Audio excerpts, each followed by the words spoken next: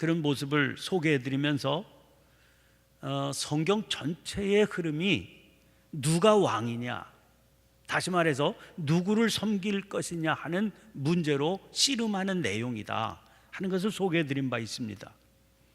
예수님은 왕좌를 버리고 이 땅에 오셔서 십자가를 통해 다시 왕좌에 오르시는 그런 분이십니다.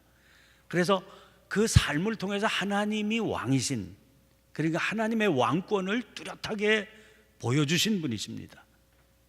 자, 그런데 이스라엘의 문제는 뭐냐 하면 입으로는 늘 하나님을 믿는다고 그러지요. 자기들은 하나님이 택하신 백성이다, 그렇게 주장을 합니다. 그런데 실제로 자기들의 삶을 통해서는 엉뚱한 왕을 섬겨왔던 것이고 섬기고 있는 겁니다. 자, 그걸 어떻게 알 수 있느냐? 그 삶을 볼 때 도대체 어떤 요인, 무엇이 그들의 삶을 실제적으로 움직이게 하느냐, 그걸 보면 그들의 왕이 누구냐 하는 걸 우리가 금방 알 수 있는 것이죠. 예수님 당시의 이스라엘에게는 그 왕이 누굽니까? 실제적으로 그들의 삶을 움직이게 하는 것, 자기들의 관습과 편견과 고집이었다는 겁니다. 사실 예수님께서 하신 복음 운동은 하나님께서, 왕이신 하나님께서 정말로 뭐라고 말씀하셨는지를 한번 보자, 그게 예수님의 복음 운동입니다. 마태복음 5장 17절 18절에 말씀하셨죠. 내가 율법이나 선지자를 폐하러 온 줄로 생각하지 말라. 폐하러 온 것이 아니요 완전하게 하려 함이라. 진실로 너희에게 이르노니 천지가 없어지기 전에는 율법의 1.1획도 결코 없어지지 아니하고 다 이루리라. 왜 이런 말씀을 하셨는지 우리는 알고 있습니다. 그 당시에 유대인들은 율법이 가장 중요하다, 그렇게 주장한 거죠. 또 예수님이 율법을 자꾸 어기신다, 그래서 예수님을 죽여야 되겠다, 이렇게 생각한 것 아닙니까? 그런데 예수님의 말씀은 뭐냐면 그거 1.1획도 없어지지 않는다, 굉장히 중요한 것이다. 내가 율법을 폐하러 온 게 아니라 온전케 하러 온 거다. 진실로 율법에 뭐라고 말씀하셨는지 한번 들어보자, 그런 얘기 아닙니까? 그런데 이스라엘은 도무지 들으려고 하지를 않는 겁니다. 종교적인 편견은 우리의 영적인 오감을 마비시켜버리는 그런 무서운 병입니다. 여기 사로잡히면요, 무섭고 끔찍한 결과를 낳게 되는 겁니다. 여기 사로잡히게 되면 정상적인 판단을 할 수가 없습니다. 그렇게 되니까 말을 하면서도요, 자기가 지금 무슨 말을 하고 있는지를 모르게 됩니다. 일을 하면서도 자기가 지금 하고 있는 일이 무슨 일인지를 볼 수 없게 하는 겁니다. 그래서 무서운 거거든요. 범죄 집단보다도 무서운 일을 저지르는 게 이단 아닙니까? 그 이단들이 주로 사용하는 방법이 뭡니까? 편견을 주입시키는 거거든요. 그 편견을 주입시켜서 영적인 마비를 가져오게 하는 겁니다. 자, 오늘 본문 말씀을 통해서도 우리는 그런 일이 얼마나 끔찍한 결과를 초래하는지를 확인할 수 있게 됩니다. 오늘 두 개의 본문 말씀을 읽었는데 먼저 19장 말씀을 한번 보시기를 바랍니다. 이 19장 말씀, 오늘 본문은 빌라도의 신문이 정점에 이르렀을 때의 얘기입니다.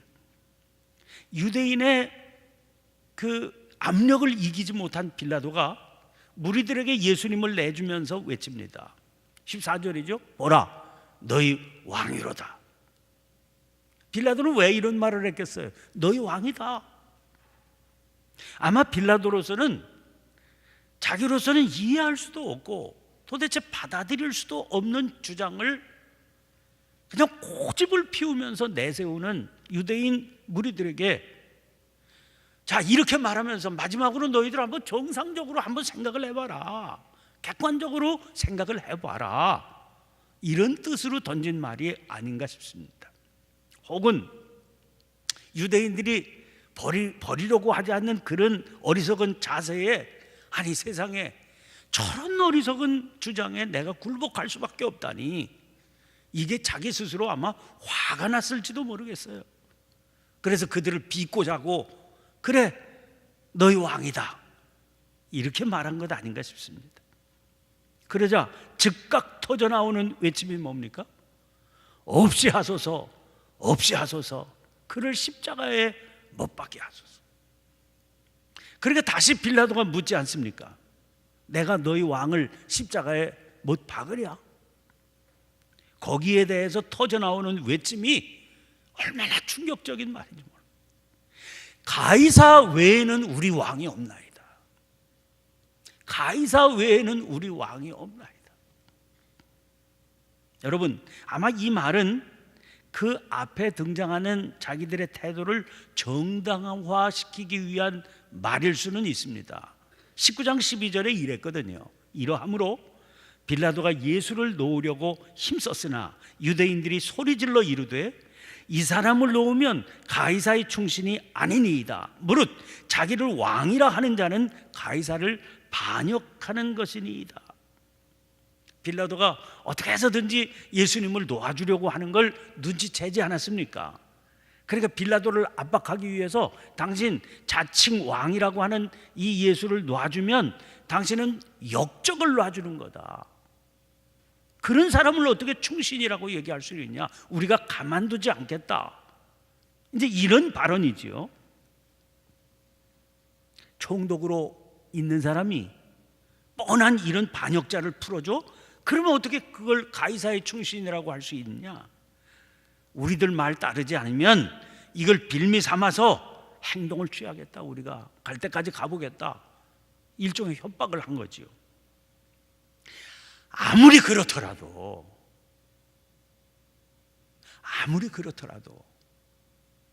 가이사 외에는 우리 왕이 없나이다. 이런 말은요, 해서는 안 되는 말입니다.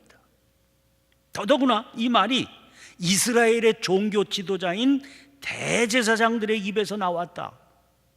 심히 충격적인 말이죠. 이스라엘은 민족적으로 한 번도 가이사를 자기들의 왕으로 받아들인 적이 없습니다. 받아들여서도 안 되고요. 이스라엘의 신앙은 언제나 그 신앙 정체성 자체가 하나님만 우리들의 왕이시다. 이걸 고백하는 게 그 중심이거든요. 하나님만 우리의 왕이시다. 이걸 버리면 그때부터는 성경적인 신앙이 그 자체가 성립이 안 되는 겁니다. 성경 전체를 거부하는 것이요, 하나님을 거역하는 것이요, 믿음 자체를 포기하는 일입니다. 여러분, 하나님께서는 애굽에서 종살이하던 이스라엘을 내 백성이다 그렇게 부르시지 않습니까? 그리고 바로의 압제에서 끌어내어서 가나안 땅에 들어가서 살게 하시죠. 바로로서는 기가 막힐 일입니다. 아니, 지금 내 통치하에 있는 내 나라에서 종노릇하고 있는 이스라엘 민족인데 느닷없이 이건 내 백성이다, 내놔라, 이게 받아들일 수 있는 일입니까? 그걸 하나님께서 갖가지 재앙을 내리셔서 받아들일 수밖에 없게 만드시고 강권적으로 데리고 나오신 거 아닙니까? 그래서 이스라엘은 하나님만 우리의 왕이시다. 그리고 그 하나님의 통치를 따라서 광야 생활을 거쳐 가나안에 정착하게 되는 거죠. 근데 가나안에 정착하니까 당시 이스라엘은 12지파 중심으로 뭐 뚜렷한 지도자도 없이 느슨한 민족 연합체로 그렇게 구성되어 있던 그런 상황이거든요. 근데 가나안 땅에 들어가 보니까 주변의 이방 민족들은 이미 왕이 있는 나라를 형성했습니다. 왕이 있으니까요, 자동적으로 그 왕을 보필하는 군대가 있죠. 강력한 중앙 집권적인 체제를 형성하고 있었던 겁니다. 자, 주변의 이방 민족들은 그렇게 강력한 국가적인 힘을 가지고 있는데 이스라엘은 느슨한 상태입니다. 지도자도 없습니다. 자기가 옳은 대로 그냥 사는 겁니다. 그러니까 주변 나라들이 시시때때로 이스라엘을 괴롭히게 되죠. 그래서 이스라엘의 소원이 생겼습니다. 우리들에게도 왕이 있어야 되겠다는 거예요. 왕이. 그래서 사실 이스라엘의 통치자인 왕은 여호와 하나님이 있어요. 눈에 보이지를 않아서 그렇지 강력한 왕이 계시는 겁니다. 그리고 법도 있어요. 법이 하나님께서 주신 율법이 있습니다. 그대로 따르면 된다. 그런데 아니 이미 왕이 있는데 무슨 왕을 또 세우라고? 이게 말이 안 되는 얘기 아닙니까? 그러니까 이게 불신앙이라는 거죠. 그러면 실제로 나타나는 일이 있지 않습니까? 툭 하면 이방 민족이 와서 괴롭히니까 그러니까 왕을 달라고 그러는데 하나님께서는 왕은 이미 있다 그러셔요. 그러면 주변 나라들의 공격 앞에 무너져서 핍박을 받는 이스라엘의 문제는 뭡니까? 왕이 없어서 문제가 아니라 너희들이 진짜 왕이신 하나님 말씀에 온전히 순종하지 못하니까 문제다. 하나님의 말씀을 온전히 따르지 않고 사니까 문제다. 그 구체적인 증거를 보여주는 게 사사라고 하는 직책이었습니다. 사사는 무슨 왕과 무슨 차이가 있느냐? 사사는 임기가 없습니다. 정해진 사람이 아닌 겁니다. 이스라엘 백성들에게 무슨 문제가 생기면 하나님께서 그때그때마다 누구를 임명하세요. 누가 이 위기를 타개해라. 그럼 그 사람이 그때부터 사사가 되는 겁니다. 그리고 그 위기가 넘어가면 끝나는 거예요. 뭐 내가 사사인데 그리고 계속해서 통치하는 게 아니라 다시 원위치로 돌아가는 겁니다. 그러니까 무슨 종신직으로 세움받은 지도자도 아닌 거지요. 왕과 차이가 그겁니다. 자, 이스라엘이 압제를 받아서 하나님께 부르짖으면 하나님께서 그때마다 친히 불러 세우십니다. 네가 적들을 물리쳐라. 그러면 그가 평범하게 살던 사람이 갑자기 민족의 지도자가 돼서 슬기롭게 그 위기를 극복시키게 합니다. 번번이 그랬어요. 한 번도 무너진 적이 없습니다. 사사가 하나님의 뜻을 받들어 일어나기만 하면 하나님께서는 기적적인 위대한 역사를 베푸셔서 이방 민족을 넉넉히 물리치게 하신 겁니다. 그렇게 지도자의 능력 때문이 아니에요. 하나님께서 친히 거두게 하신 승리인 겁니다. 그렇게 12사사를 세우신 거죠. 그렇게 거듭거듭 역사를 일으켰지만 도무지 이스라엘이 깨닫지를 못합니다. 그러면서 계속 왕을 세워달라고 그러잖아요. 결국 하나님께서 한 사람을 왕으로 세워서 택하게 하신 게 사울 왕입니다.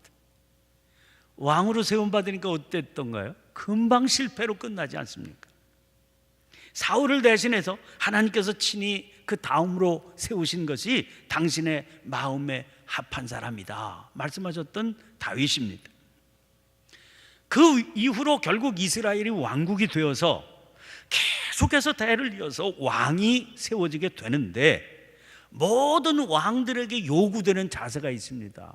다윗의 길로 가라. 다시 말하면 다윗과 같은 왕이 되라.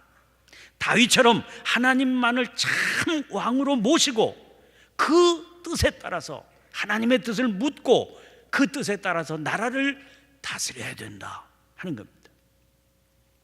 모든 왕은 자기가 심부름꾼일 뿐이다. 이방 나라랑 다르다. 우리의 왕은 하나님이신데 나는 심부름꾼이다. 그래서 왕이신 그분의 뜻을 묻고 그리고 오직 하나님 한 분만 바라보면서 그분의 지시를 따라서 이 나라를 다스려야 된다. 이걸 잊지 말아야 된다는 거죠. 그런데 그게 잘 안 됩니다. 잘 지켜지지가 않습니다. 왕만 되면 자기가 뭐나 되는 것처럼 그렇게 좌지우지 하려고 그러다가 나라를 망쳐먹게 합니다. 그래서 결국은 그 결과가 뭡니까? 이스라엘의 멸망으로 나타난 거죠. 이스라엘은 이방 민족 바벨론의 포로로 끌려가서 이 사실을 절절히 깨닫게 됐습니다. 절치부심이라고 하는 말이 있죠. 이를 갈며 속을 썩인다 그런 말인데 매우 분한 마음으로 한을 품는다 그런 뜻이죠. 바벨론 70년 포로 생활이 절치부심의 세월이었습니다. 포로 생활 끝날 때까지 끝날 줄을 몰랐어요. 근데 하나님께서 역사를 바꾸셔서 그 거대한 바벨론 제국을 무참하게 무너뜨리시고 바사라고 하는 제국을 일으키셔서 이제 이스라엘의 귀환이 이루어지게 된 겁니다. 포로 생활에서 돌아온 이후에 바리새파 같은 율법주의가 생긴 것도 그런 절치부심 각오의 결과지요. 돌아오면서 결심했습니다. 이제부터는 오직 하나님만 왕으로 섬기며 살겠다. 그 율법을 중심으로 섬기며 살겠다. 이런 각오입니다. 그런데 그렇게 해서 시작된 후기 이스라엘의 삶인데, 그리고 그렇게 철저하게 하나님만 섬기고 살면 언젠가는 우리를 지배하고 있는 이 강력한 세력들 다 무너지고 우리가 하나님을 왕으로 모신 이스라엘이 독립하게 된다. 이런 마음을 가지고 있었던 민족이거든요. 그런데 그런 이들의 입에서 나온 말이 가이사 외에는, 가이사가 누굽니까? 로마 황제예요. 이방 민족이에요. 가이사 외에는 우리에게 왕이 없나이다. 이게 도대체 대제사장들의 입에서 나올 수 있는 말이냐는 겁니다. 이건 말도 못하게 불경스러운 말이고 하나님의 영광을 자기 손으로 가리겠다고 하는 이런 폐영무도한 말 아닙니까? 이게 어떻게 단순하게 말의 유희라고 그렇게 넘어갈 수 있는 겁니까? 편견에 사로잡히게 되면 자기의 정체성까지 잊어버리게 돼요. 자기가 누군지를 모르게 됩니다. 그러면 이상한 존재가 되어 있는 겁니다. 유대인들이 예수님 대신 택하라고 강요한 것이 바라바입니다. 오늘 본문 18장에 18장 40절을 보면 그들이 또 소리질러 이르되 이 사람이 아니라 바라바라 하니 바라바는 강도였더라. 바라바는 강도였더라. 여러분, 이 강도라고 하는 단어에 주목을 하게 됩니다. 왜냐하면 요한복음에만 강도라고 하는 단어가 들어가고 있기 때문입니다. 공관복음에서는 뭐라고 그랬나 하면 마태복음은 유명한 죄수 이랬습니다. 마가복음 15장 7절에 보면 마가는 밀란을 꾸미고 밀란 중에 살인하고 체포된 자 이렇게 소개하고 있습니다. 누가는 거기 23장 19절에 성중에서 일어난 밀란과 살인으로 말미암아 옥에 갇힌 자 이렇게 소개하고 있습니다. 그런데 요한복음에만 바라바를 강도 이렇게 소개합니다. 그런데 그게 뭐가 그렇게 중요하냐 싶은데요, 요한복음에 강도라고 하는 단어가 2번 등장하거든요. 10장에 예수님의 말씀 속에 강도가 등장합니다. 이런 말씀이에요. 10장 7절부터 11절입니다. 그러므로 예수께서 다시 이르시되 내가 진실로 진실로 너희에게 말하노니 나는 양의 문이라. 나보다 먼저 온 자는 다 절도요 강도니 양들이 듣지 아니하였느니라. 내가 문이니 누구든지 나로 말미암아 들어가면 구원을 받고 또는 들어가며 나오며 꼴을 얻으리라. 도둑이 오는 것은 도둑질하고 죽이고 멸망시키려는 것뿐이요 내가 온 것은 양으로 생명을 얻게 하고 더 풍성히 얻게 하려는 것이라. 나는 선한 목자라. 선한 목자는 양들을 위하여 목숨을 버리거니와. 여기 강도가 등장하거든요. 주님은 당신을 뭐라고 설명하시는 거 아니? 양을 위해서 목숨을 바치는 선한 목자다. 그러시면서 그 반대되는 상대의 모습을 죽이고 멸망시키는 절도와 강도다. 그렇게 말씀합니다. 절도와 강도가 있고 선한 목자가 있다. 이렇게 대비를 시켜서 설명하셔요. 결국 예수님이냐 빌라도냐 아니 바라바냐 선택해라 하는 빌라도의 제안은 생명을 얻게 하고 양들을 위해서 자기 목숨을 버릴 자를 선택할 것인지 도둑질하고 죽이고 멸망시키는 강도를 택할 것인지 선택해라. 그런 얘기거든요. 그 제안에 대해서 유대인들은 단호하게 누구를 외칩니까? 바라바다. 우리는 바라바다. 가이사 외에는 왕이 없다. 우리는 바라바다.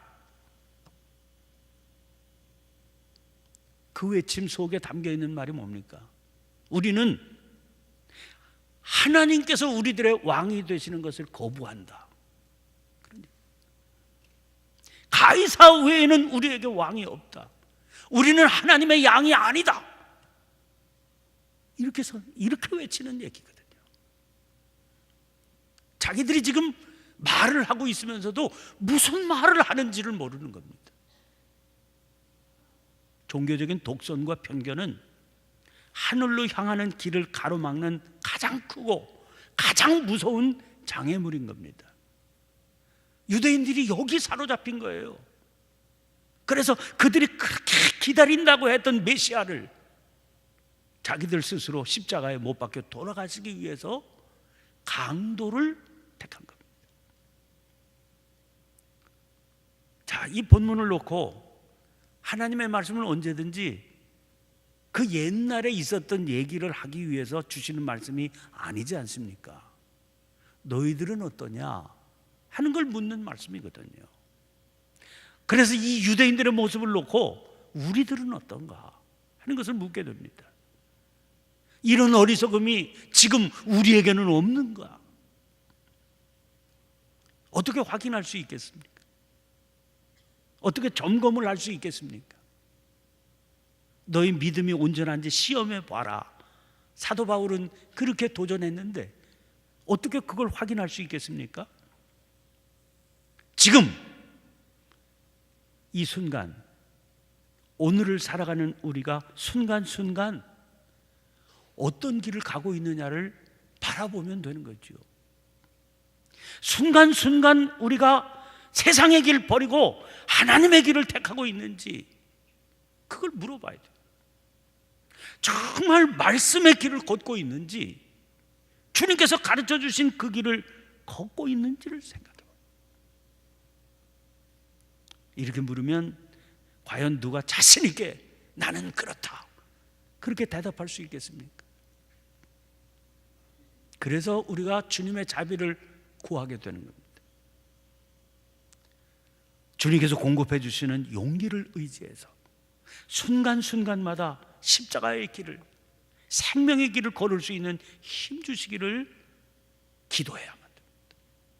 자기가 옳다고 생각하는 길이 아니라 주님께서 가르쳐 주신 그 길을 내가 지금 그 길 위에 서 있고 그 길을 가고 있는지를 날마다 뼈 아프게 점검하면서 우리들이 그 길 위에 설 수 있도록 주님 지혜를 주시고 용기를 주시옵소서 부르짖어 기도하고 나가야 되는 겁니다. 이것이 자기를 부인하고 자기 십자가를 지고 주의 뒤를 따르는 길 아니겠습니까? 오늘 새벽 여전히 우리 주신 말씀을 기억하고 간절히 기도해야 될 기도의 제목입니다. 이 나라 이 민족도 그런 길을 걸을 수 있기를 기도하십시다. 무엇보다도 예수 믿는 우리가 그런 길을 걸을 수 있도록 주님 앞에 부르짖어 기도하시기를 바랍니다. 오늘 새벽 우리들의 눈을 밝히시고 우리들의 발걸음을 주의 길로 인도하시는 살아계신 주님의 인도하심을 믿음으로 고백하면서 간절히 기도하는 저와 여러분들이 되시기를 바랍니다.